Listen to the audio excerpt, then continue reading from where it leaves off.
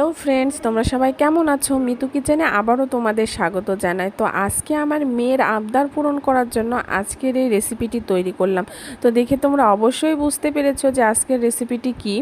তো ভাবলাম যে একটু সহজভাবে রেসিপিটি বানালে কেমন হয়। তো সেই চিন্তাধারা থেকে আজকে খুব সহজভাবে অরেঞ্জ জেলিটা বানিয়ে ফেললাম।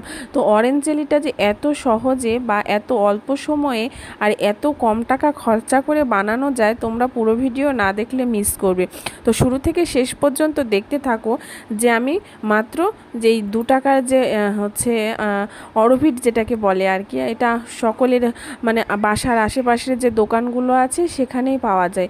তো দেখো এই অরবিটটা দিয়েই আমি এখন এই রেসিপিটি তৈরি করছি। তো প্রথমে আমি অরবিটগুলোকে একটু নর্মাল জলে গুলে নিচ্ছি।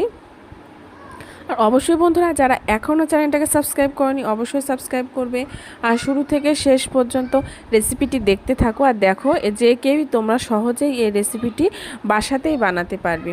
তো দেখো এখানে আমি প্যানে প্রথমে চিনি দিয়ে দিয়েছি আর চিনির সাথে হালকা আমি একটু জল দিয়েছি যাতে চিনিটা গলে যায়। আর এখানে আগার আগার পাউডারটা আমি ব্যবহার করছি। তো এখানে আগার আগার পাউডারটা ব্যবহার না করলে জেলিটা কিন্তু কখনোই জমবে না।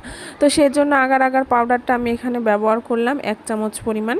তো আমি খুব ভালোভাবে আগার আগার পাউডারটা মিশিয়ে নিচ্ছি। আর এখানে যে অরেঞ্জের ফ্লেভারটা দেওয়ার জন্য আর কি যে অরবিটটা আছে সেটা গুলে নিয়েছিলাম, ওই জলটা দিয়ে দিলাম এখানে। তো দেখতে পাচ্ছ কালারটা কত সুন্দর এসেছে। আর এটাকে অবশ্যই খুব ভালোভাবে ফুটিয়ে নিতে হবে, কারণ না ফুটলে এটা আর কি জমবে না। তো এর আগেও আমি বানানোর চেষ্টা করেছিলাম আর কি, তখন তো আর বুঝতে পারিনি যে এটাকে আবার ফুটতে দিতে হবে। আমি আর কি ঠান্ডা ইয়েতেই আগার আগার পাউডারটা আর কি মিশিয়ে একটু গরম হয়েছে আর নামিয়ে রেখে দিয়ে কিছুতেই আর জমে না।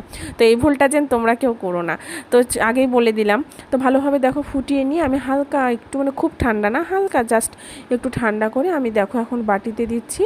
আর এগুলো যে পিঠার যে শাঁস পাওয়া যায় সেগুলোতেও দিচ্ছি। তো দেখতেই পাবে যে আমার মেয়ে একটা আগেই খেয়ে নিয়েছে। তোমাদেরকে দেখাচ্ছি, একটু ফলো করো।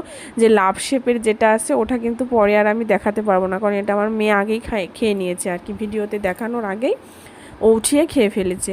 তো কিছু মনে করো না সেজন্য। তো এটাকে আমি একটু ঠান্ডা হতে রেখেছিলাম 40 মিনিটের মতো, একদম ঠান্ডা হওয়ার জন্য রেখে দিয়েছিলাম। তো দেখতেই পাচ্ছ ঠান্ডা অবস্থা যখন ঠান্ডা হয়ে গেছে তখন কত সুন্দরভাবে জেলিটা জমে গিয়েছে।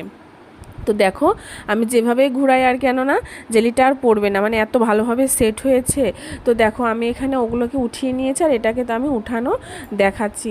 তো এই দেখো দেখতেই পাচ্ছ আমি কিভাবে জেলিটা উঠাচ্ছি। আর ওই যে এর আগেই আমি বললাম যে লাভ শেপের ওই জেলিটা আর নাই, ওটাও খেয়ে ফেলেছে। তো কি আর করার, এই 3টা ছিল তো 3টাই আমি তোমাদের সাথে শেয়ার করলাম। তো দেখো কি সুন্দরভাবে জেলিটা বসেছে। আর এত অল্প খরচে যে অরেঞ্জ জেলি বানানো যায় আসলে কেউ বিশ্বাসই করবে না। তোমরা চাইলে অনায়াসেই এত অল্প খরচে বাসাতে বাড়িতে স্বাস্থ্যকর উপায়ে তোমাদের বাচ্চাদেরকে এই অরেঞ্জ জেলিটা বানিয়ে দিতে পারো। তো বন্ধুরা, আমার ভিডিওটা কেমন লাগলো অবশ্যই তোমরা কমেন্ট করে জানাবে। আর অবশ্যই যারা আমার চ্যানেলটাকে এখনও সাবস্ক্রাইব করোনি অবশ্যই সাবস্ক্রাইব করো। তো দেখো এটা অনেক সুন্দর হয়েছে খেতে, আমি এখানে খেয়ে তোমাদেরকে দেখাচ্ছি। অবশ্যই তোমরা বাসাতে বানাবে।